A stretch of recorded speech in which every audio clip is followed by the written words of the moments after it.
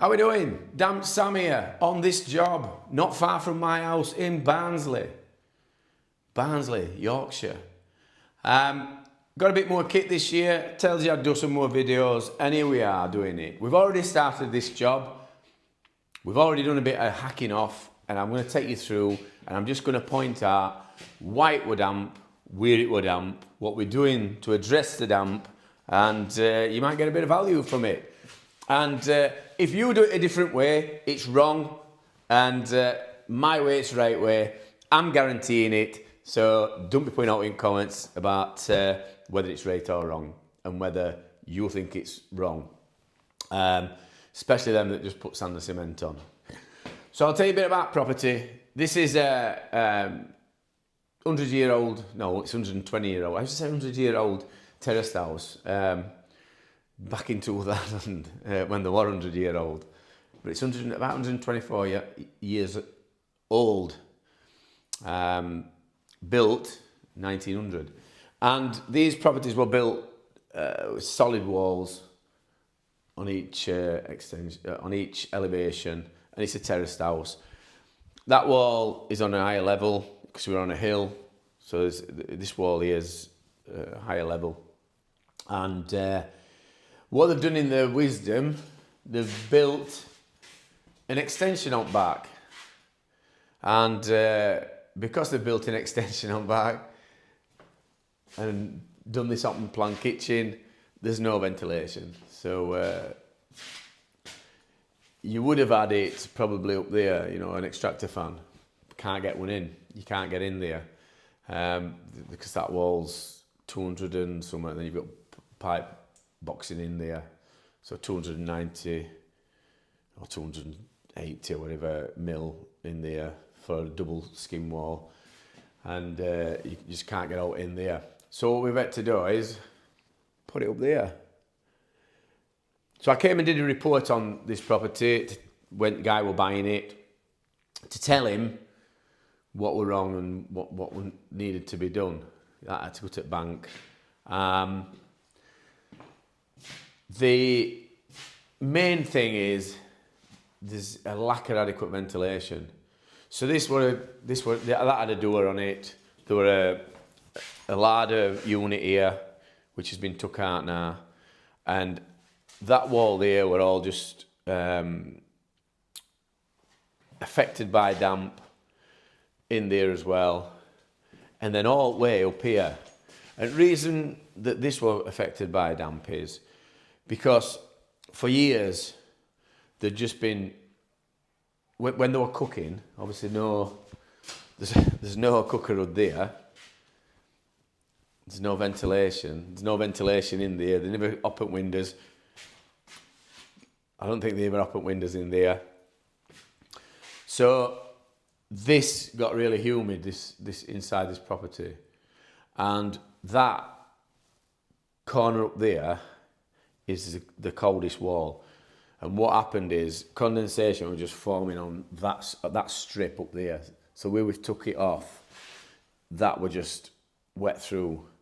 And it was just on surface, but into plaster, really into plaster. There were an issue outside with rainwater dripping onto the wall in that area, which made it an even colder spot, which compounded the issue. So because that were even colder, more water were being absorbed into plaster, and it just made it wet through. So it just looked as if it had got rising damp, penetrating damp, all this kind of thing. So what we've done, we've hacked it off, and I've put a DPC up that stringer where the stairs is, because and also same underneath, so underneath there. And reason why we do that is because there's probably some plaster behind there touching stringer against wall. You can't get to it. So in theory it could get wet. So we put we isolate it to stop any dampness coming through. That's just practice. That's just what you do. It's what we've been learnt, and that's what we do. So I've salt neutralised it, scraped it all down as well because it's a bit uneven. And what's going to happen is we're going to put express damp proofing system on it. So I'm going to stick plasterboards on with a waterproof adhesive called Dry Grip, and that's part of that system. And that's a modern system. And it's quicker. And it's quicker than putting a solid plaster on. It's quicker than putting plastic membrane and then dab into it, which I know majority of damp proofing companies do. But basically there's no need for it. You're putting an action in there, fitting a plastic membrane that's not needed. So when you realise how the express damp proofing system works, that it holds the board off the wall with waterproof adhesive, and it leaves a slight cavity to evaporate any ingress or any condensation that forms on wall. I'm not going to go into detail because I'm not going to bore you with how everything works. But suffice to say, majority of plasterers that are fitting systems for companies don't know how damp affects walls of buildings in properties, and they've only been learnt one way, and they can't be asked to learn most profitable, quickest, easiest system on market, so they stick with what they know. And listen, it's not your fault. We hate change, don't we? People hate change. And it's only forward-thinking, modern-day damp technicians that are benefiting from it. So you're crack on doing your sand and cement with your additive in and your plastic membranes, dabbing your boards on top. It's going through me thinking about it. So anyway, so we've added some ventilation in. So we've got a vent there on stairs, which goes externally. There's a PIV unit that's gone in hallway straight above, and also there's an extractor fan similar to that that's gone into bathroom. So guy's electrician, so we've sold him fans and he's fitted them his then. But this is what problem's been in this property. So damp issues on there and a lack of adequate ventilation. So when we've finally got all stuff out of this cupboard, the guy wanted to brick that up, but what I've said to him is we're going to board over it, and I'm going to put a vent in there, a hit and miss vent, because you need as much ventilation as you can. But we're going to insulate it. So luckily, have I got it? Yeah. So went to builder's merchant, and old tight Harry here. They were a bit of knackered insulation. So Sammy got it. So we're going to double that up, and I'll cut like a little post box thing out where vent is, and then we'll board over it and then put a vent in there so they can have it as a hit and miss vent, so they can either have it open or shut. But you need ventilation in there for them timbers. So this is his job this week, or my job this week, so pottering around, just doing this job. And that'll be easing me into here, because it's second week in January, and we've got a smallish job next week, which is just a couple of walls, and they're good jobs for just in here, I think. I think they might be wanting me to do something under here, but I think there was a fridge in there when I came. So that's it, I think. I think I've covered everything, and I'll probably keep you updated. I'll show you once I've boarded it what it's like. Yeah, back into it. I hope you're enjoying these videos. This is Damp Sam. I'm going to sign off this part of the video. See you next bit. Bye-bye now. Yeah, so multi-tool. If they're on a breaking play, then apologies. My phone went off, I've not got it on airplane mode. So we've got different blades for this. So that's a wooden one, and then you've got metal, and then a combination of wood and metal. And they're ideal for if we've got to cut through beads, metal beads on corner there. If we're taking plaster off, then you cut through it with bimetal blade, and then when you hack off, then you've got a nice neat cut to fix your bead to. So that's them. Foam, obviously. So we always have foam in buckets, buy that in bulk. And then you've got your applicators for dry grip. I mean, all other bits is we'll take them depending on what job we're going to be doing.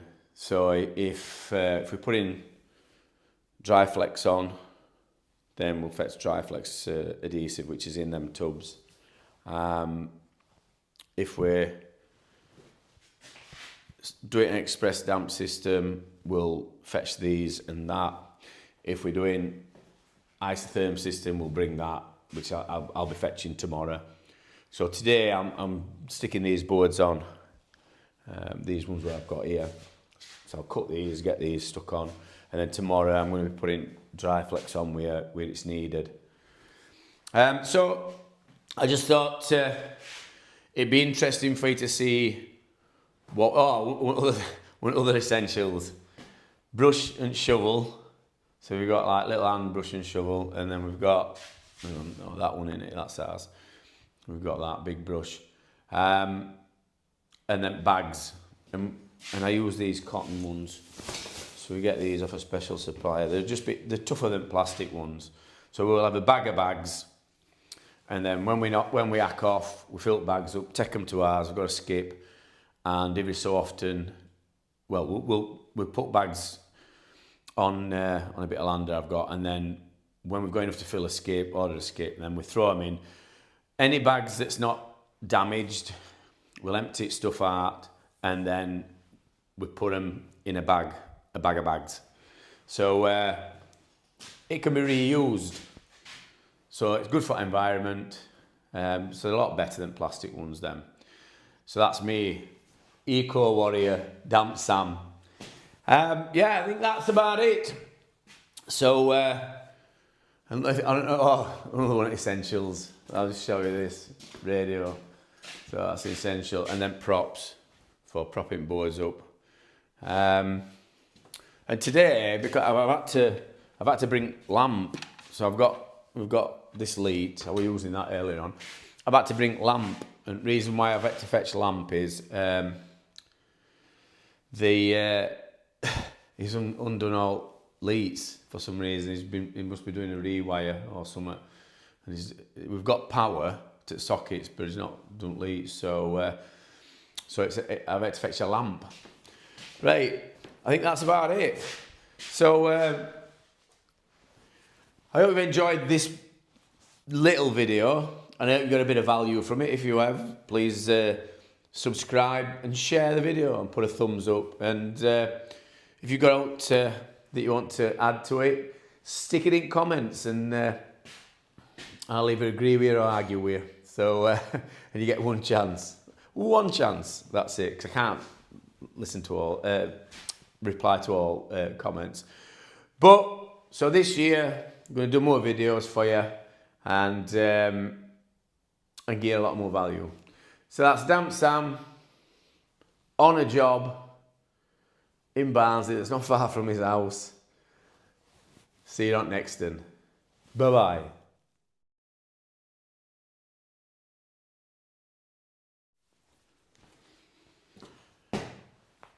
How's everybody doing? It's Damp Sam. I'm back doing videos with value, what everybody wants. I think that's what everybody wants anyway. So this year we've decided to do more videos of value. We might do some reaction videos as well. So I'm going to start off with this short little film, and I'm making sure it's short so people's attention spans don't get too bored. This is a job that we've just started. It's the second job at year, and it's an empty house. So I've been able to do a bit of filming. Apprentice is away on holiday in Dublin. Yeah, can you believe that? On holiday. Just had Christmas, a week, and he's on holiday again. Can't make it up, can you? But you've got to get away, haven't you? So this video is going to show you what types of tools that I take and that I use on site on a regular basis. So this is what we take when we're doing damp work. So this job, we started it on Friday, we got it knocked off, and I'll do a separate video and tell you all about that. But on this video, I just want to concentrate on showing you my kit. So what I've got, what I bring on site. The essentials of damp proofing, of modern damp proofing these days. And reason why I say modern damp proofing, you'll see in a sec. So this is old, tried and tested, the bucket of tools. And in there, you've got everything that you'll need for plastering, knocking off, stuff like that. So we've got stuff like a weight forward hammer, a lat hammer, scrapers, different types of scrapers, bucket trowels, different shaped, like levery type things that can get in sides of doorways. What else we got? Long chisel, long cold chisel. The screwdrivers.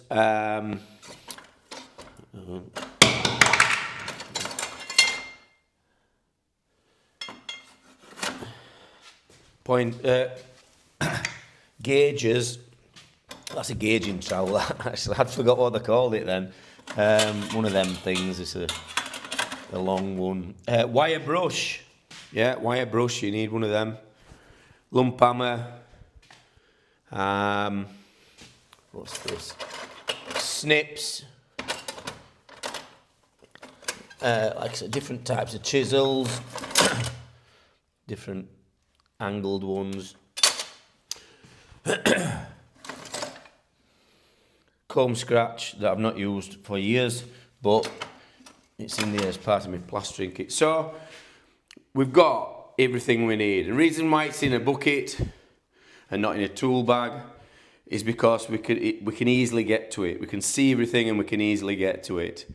And I know you can buy specially adapted buckets, but why would you do that when you can just put it in a bucket? And the dual split, and then we'll just change it for another one. We use an old water bucket. So that's the tool bucket that goes on van every day.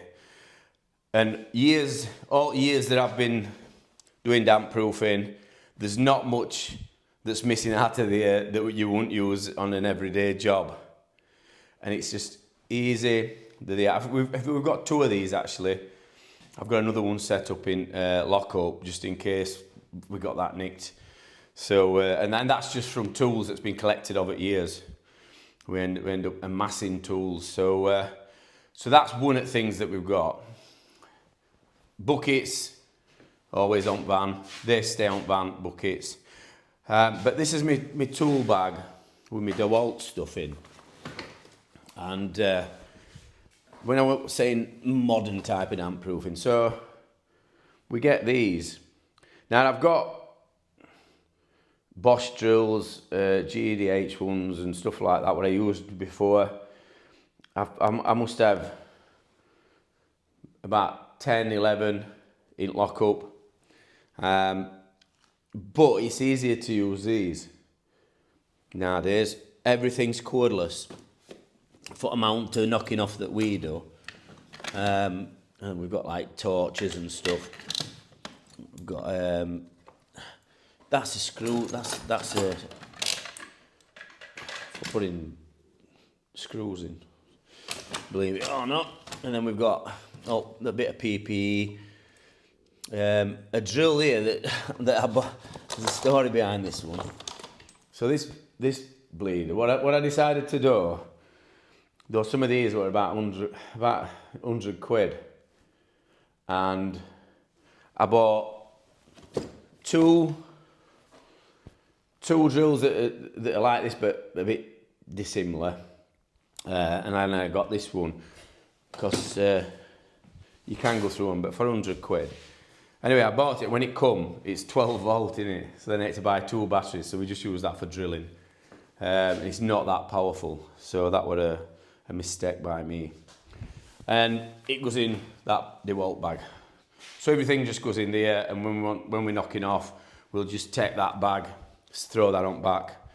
And if we've got stuff that's a bit heavier, like I said, I've got transformers, I've got 240 drills with all sorts in lockup, but for easy use, we just throw them on now, and we can take it on, and there's like kind of two in them, and we've got these batteries as well. So we've got this four battery charger, and we just charge them up.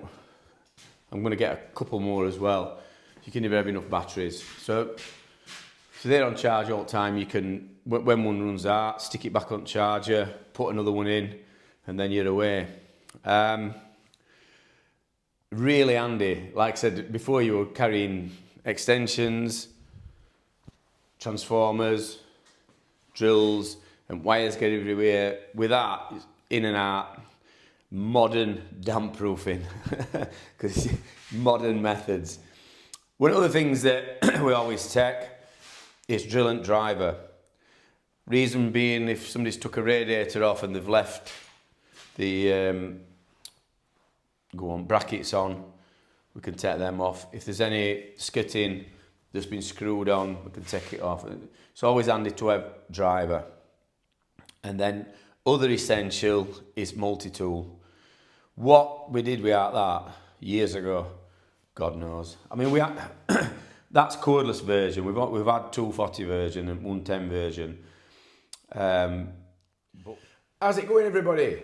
It's the end of the day, and I've got all boards stuck on. Starting to get dark, but you can kind of see how it's gone. Like I said, easy method. So we've stuck them on. Any gaps at bottom and stuff, we've foamed them up. Tomorrow when it's cured, we'll just slice all that back. This is type of foam glue that the stick boards to breeze blocks with, so it can be skimmed over and it cracks. Any joints will be skimmed up.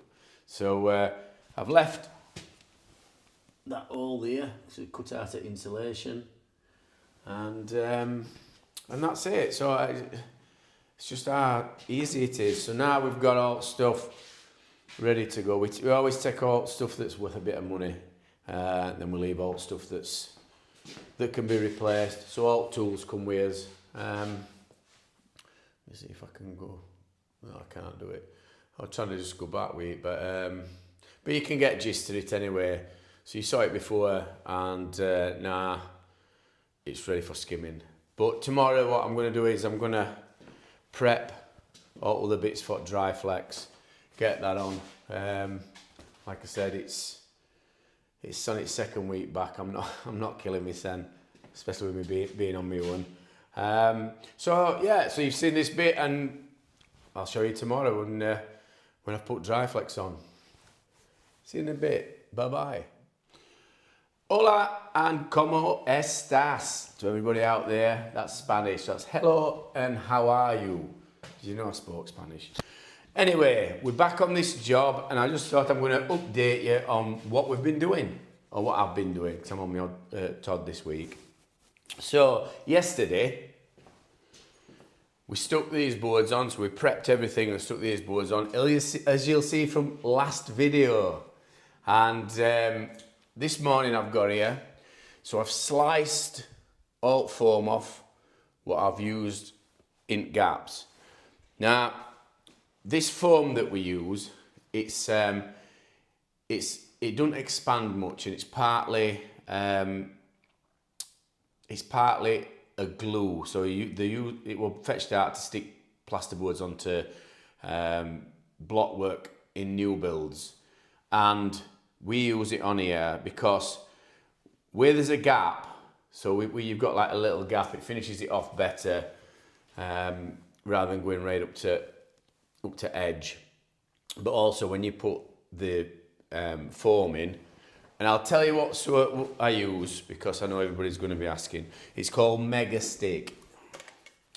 So it's called Mega Stick, and it doesn't expand like expanding foam. There's a slight expansion on it.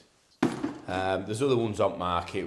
You can use Instastick, and there's a couple of others what I've used before, but I get a decent deal on that Mega Stick, and when it's cured, it slices off lovely. So so we put that on, and it gives it a bit more grab on edges. So you've got your grab, which is from your dry grip, but then when you put these up edges and that, it holds it a bit more. And that's one of the reasons, well, it's not only reason, but if you look on floor there, we always pack board up, and then I always put cement bottom.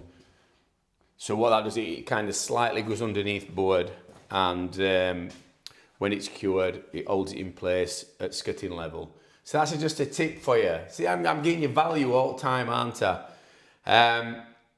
So what I've done today, I've sliced everything off lovely and neat, and then I've put scrim on, so you can see scrim on. That's ready for skimming. And then we're going to put this blue stuff, which is Dryflex membrane, and it's thin Dryflex membrane. It's not actually called Dryflex membrane, there's another name for that, but you get it off Safeguard, same makers of Dryflex. But I find this better because it's a lot thinner, it's about 1 mil, and it's a lot better to sit on wall. I just like it better than others. So it's 1 metre high, so we're going to sit it on top of the skirting there. I can't get that off because it's water pipe that runs through, so that's staying. So basically we're going to put it on this wall here, and if anybody's got any comments on it and you think it's wrong, keep it to your fucking selves, because I don't want to know. Right, I'm learning your stuff here, I'm learning how I do it. So we've keyed it as well, keyed it all, and then I've SBR'd it. And then I've got another coat of SBR where I'm going to stick on before I nip down to Greg's to get a bacon sandwich or something, like a fat Harry. I'm bulking up, it's winter, fucking bulking up, Anna. Going to be a fucking big cunt.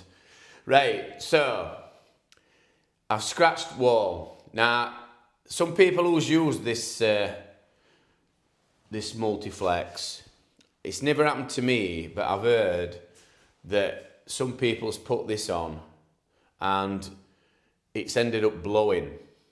And only thing I can think is that it's either a wall that's been skimmed before of a topper Artex or something, and then they've used a PVA, and then that PVA goes back to its water form, and it's finish that comes off. It'll not be this stuff, because that adhesive sets like bell metal.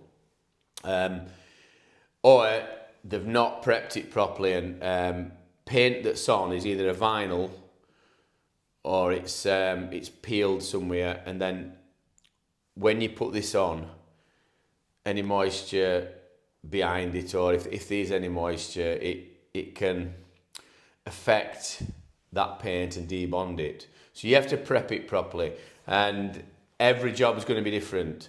So it's going to be down to you to make a call on whether it's going to be okay. You know, whether you've got to get sander on paint or what. But there's different ways of prepping it. I've never had an issue yet. Everything's been fine for us. So this is just things what I've been told of different people who's used this, not this blue one, but they've used other one, because I think there's 3 different types. There's original, which is like felt, which I've still got something lock up and I don't like, but it was first in the fetch start. And we did start using that, but then they've adapted it and we've ended up with this. I'll tell you what this is really. So this is from, they use same supplier from Germany. And if you look at Mappy, I've got a waterproofing system for tilers. So they've got, you know, tile adhesive, and it's exactly the same membrane. And I think it's probably exactly the same adhesive as well. But they'll just use same people that make it in Germany, and they'll buy it off them. But I've priced it up, and Mappy's systems, there's not much in it in price. I think both systems are the same. So price point, you're not gonna get any different. And I think, well, I do know. So Mappy's rolls are not as big as these. Mappy's rolls are like just to do a bathroom. I forget how many meters you get on that. You get a fair few. So so you've learned something there. A lot of waterproofing stuff in our industry came from Germany and came from waterproofing methods what they use over there in tiling wet rooms and things like that. So it's been adapted for walls in England. I bet you didn't know that, did you? Well, you learn something new every day. I've gone kind of a trowel width round where we're going to be blending in. Like I said, I've got another coat to put on, and then I'm going to get it a bit to dry, and then I'll mix up the adhesive, and then I'll put adhesive on, and then we'll get this this membrane on. I've cut that in one big length. It's probably the biggest length I've ever done. So I'm going to see how I go on. I don't know whether to start at middle and work my way out or start at one end, but we'll see. I might cut it in half, I don't know, because it just might be too big to handle. So I wish I had a pound for every bird that said that to me, I bet. So, right, is there what else? Right, so stuff that we fetched today, that's what you need to know, innit? So yesterday I showed you what we brought to do boarding and stuff. So today what we've got extra is, obviously we've got tool bucket, which is a constant. Now I've got this today because this is going on outside wall. Well, that wall outside, because it's a porch and it's a bit colder, so I want that wall to be a bit warmer. So that's going on outside, and it's not outside, it's in porch. So we fetched this bucket of trowels and stuff that we take on site with us. So we've got all different types of trowels. They're not my skimming stuff. My skimming trowel is in there. It lives in there, but I've got an amboard with 4 trowels in as well. But we do use some of these as well. So you get that plastic one. But we use these ones for fitting waterproofing stuff and other. And some of them are my old trowels, some of them are not. We've got mixer, DeWalt mixer, little whisk, because this waterproofing adhesive, we just mix it up in small amounts. When I say small amounts, I mean it's smaller buckets, because it don't hang as much as a finish. So it does, it can start stiffening up, and I don't want to waste any. So that's basically what I fetched today. Not really extra. They've got SBR and the rest of the stuff's from yesterday.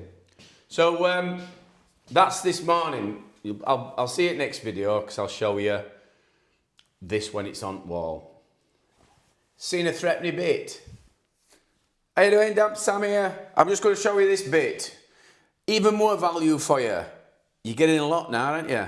So this is Dryflex that I've put on. So if you look at pictures that I've already posted on. I've probably put them on before this video, and I'll try and stick them on after maybe. You'll see how I've applied the the Dryflex adhesive, waterproof adhesive. Got it. So what you'll notice is when I've put it on, I've notched it. So you notch it so that you get like, I want to say 3mm. It's a 5mm notching trowel. 3mm or 5mm. I'm sure they told us 3mm. That rings a bell.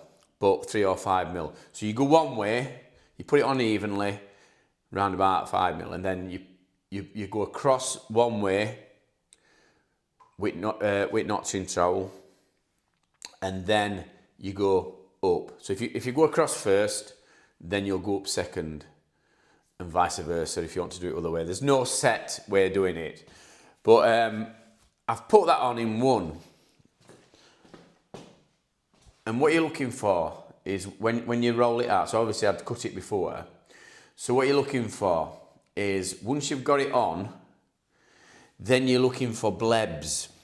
I think I can see it. I've been over it a couple of times to get up what I call blebs are, basically the little pockets of air. I can't see any. Let's have a look. No, that's not one. I think there's one here. There's one about there where my trowel is. I don't know if you can just see that looks a bit loose. So all we do is we work that towards outside. So you press on and then just press it down to outside edge, or you do it other way towards end. So you work out front middle, and that's what you do. So you iron them out. But what I tend to do is when I'm putting it on, I kind of smooth it out with my hands first. And don't press on too hard. You push it out with your hands, a bit like wallpapering. So you work out front middle. So if you've ever done any wallpapering, or if there's any painters out there that's wallpapered, you know that you sort of work out front middle and you get any air bubbles out. I can't see any, and I'm looking down lead, so I can't see any at the minute. If you do get one, if you come to skim it next day and you do get one, what you do is you cut a V shape out. So you do 2 straight cuts up to a point, so you've got a little flap, and then you can either stick it back with some waterproof adhesive. So we just normally have a bit of dry grip, and I'll just stick it back with some dry grip. That's best thing to do, and you tend to find them when you start putting finish on. So you'll put finish on and you'll see that it's flapping a bit. So then just cut it in a V shape, like up to a point, only about that big, about 3 or 4 inch. Well, depending on how big bleb is. Peel it back, put your adhesive in, stick it back, and then skim over it. That's the easiest way of doing it. So you're getting some rate tips today, aren't you? I'll stick that bit on. There's no blebs on that. Also, what I do is you notice top. So you always run your trowel. So we always run a dry trowel over. So when you, I mean, if you've watched videos I've done before on applying this, so what you do is once you've stuck your adhesive on and then notched it and then put your stuff on, then what I do is I'll just run that little bead and blend it in so there's no ridge on top, and then downside, if there's any that's overspilled, just clean that up. Same on bottom, just run it on bottom, make sure it's all smooth and there's no bits stuck out, no lips, because when you come tomorrow, when it sets like metal, and trying to scrape all that down's a bit crap because it's got little fibres in it and it pulls off. So what I've done is, again, we're at Joints plasterboard, I've put some on there, and when I skim it, obviously I'll put a scrim on there, but when I skim it, it'll just blend in. And then that's why we've gone around about a foot above top, because you see where it's shining, so we can blend it in. So what I mean by blending it in is, so I've put my trowel on there, there's a slight gap. Because people have kittens about, you know, well, you're going to blend it in, it's going to stick out. So even if you've got a bit of plasterboard sticking out, a good plasterer will be able to blend it in. And all you do is, just put it slightly thicker. I mean, that weren't even 2 mil. And I'm just trying to look here. Because sometimes you look for different thickness boards when you're sticking these on. So different thickness boards, so you try and gauge it. Sometimes when you knock a wall off, it might be, I don't know, 15 mil at one point, and it might go to really thin, you know what I mean, to 5 mil. So sometimes you'll put your board on straight, and like here, there might be a bit, like here, look. So there's a bit of a ridge there, I don't know if you can see it. So there's a bit of a dip there, but hang on, can't see it. I've done about 1.5 foot of SPR on there, so I'll be able to blend it in. So I'll be able to put it, you know, like normal thickness on board, just slightly thicker there, and just blend it in. Any plasterers that can't blend it in and it look good, you might as well just pack in. So this is what we get when people are on about, oh, you might as well skim out full wall. Decent plaster don't have to skim full wall, can just blend it in. And that's it. So yeah, sometimes it's easier to do full wall, but I can't be arsed. I don't want to get up on a trestle and go all the way up there. I can blend it in. So there you go. That's why I don't do it. Idle Harry. So anyway, tell us what you do. You do your skim to full height. Spend more money on finish just so you can say, oh, it looks better because I've skimmed it to the top, just because you can't blend it in and it look good. Or do you do the same as me, do you blend it in? So all your would-be plasterers that think you're any good, stick it in comments. And anyway, listen, you'll have learnt something. So all your plasterers out there that's not doing damp proofing before, that's on fucking peanuts, because you can't be asked to go and learn how to do something that's specialist in damp proofing, which is not that hard. Do you know what I mean? It's took me, well, I don't know how long it's took me. I'm not going to say how much I'm getting for it, but I'll just tell you it's a lot more than what plasterers get a day. And trust me, I was a plasterer for, go on, how many years? 20 years before I started damp proofing, I think. Was it 20 years? 15, 20, 20 years. There were a crossover point where we were taking damp proofing jobs on, we were still taking big plastering jobs on as well. So they were kind of crossover. And now we just plaster up what we damp proof. But I hope you've learned something. And when I've skimmed it, you can see how rough it is and slag me off when I've skimmed it, because I'll show you a few pictures. All right, see you up next then. Bye now.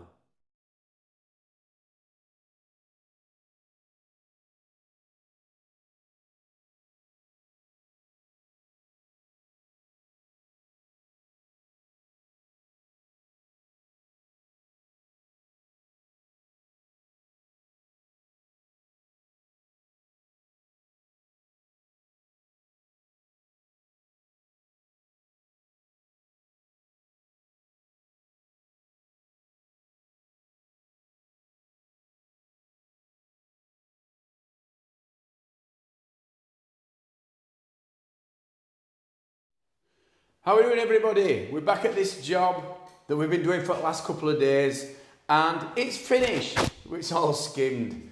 So I'm hoping that we're going to get paid now. So a 3-day job, no, 4 days. So like half a day. We came, did a bit of knocking off, and then it was more or less a 3-day. We could have knocked it off and then put boards on. But then you've seen all bits and bobs what we've done. Bit of a hybrid job, because you've got express damp system, you've got the Dryflex system, and you've got the isotherm system, all on different walls for different reasons. And this is what you don't get with other companies, bigger companies. You know what I mean? They don't know all systems, so they send their plasterers or whatever it is they've got, and their surveyors just tell them one way, and that's it. And it's usually hack off 120 metres A, put some plastic on the wall and dab a board on with a bit of drilling and injecting. And not all damp is rising, as you heard me say before. So this is finished product. Just done final trowel, and it's been darkest place on earth. It's I don't think I'd want to live in it. It's a really dark house.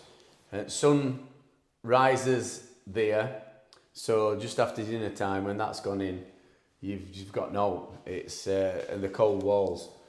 So back here, I tell a lie, because my house is facing that way, and it's just up there. I tell a lie. It'd be about 4 o'clock, 5 o'clock in summer. Sun will be in back garden.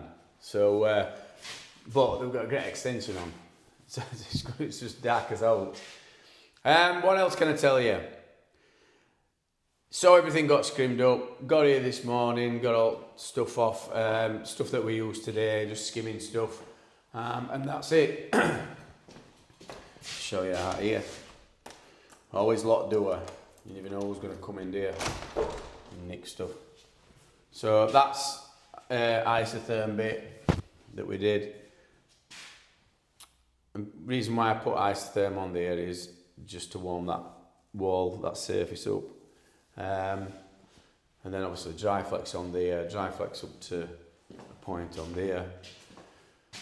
Express damp system on there. Yeah, so that's Damp Sam. I'm gonna leave you.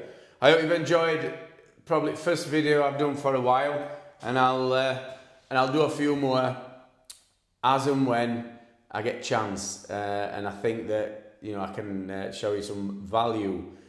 I'll answer your questions if I can. You get one question, you get one answer. So use it sparingly. Only reason for that is I can't go backwards and forwards. I get that many questions and stuff, and I can't go backwards and forwards. Anybody needs to get in contact with me. You can email at simon@thedampshow.co.uk or dampsam@thedampshow.co.uk, and I'll point you in the right direction on all your stuff. So there you go, that's it. All done. See you later. Bye-bye. Oh, please subscribe and give us a like, because I know a lot of you is not subscribed. And you can subscribe to as many people as you want on YouTube, and it don't matter. So I subscribe to loads of different things, and it helps their channel and their algorithm, and it gets it pushed out to other people who might have damp issues and might need Damp Sam's help. See you later. Bye-bye now.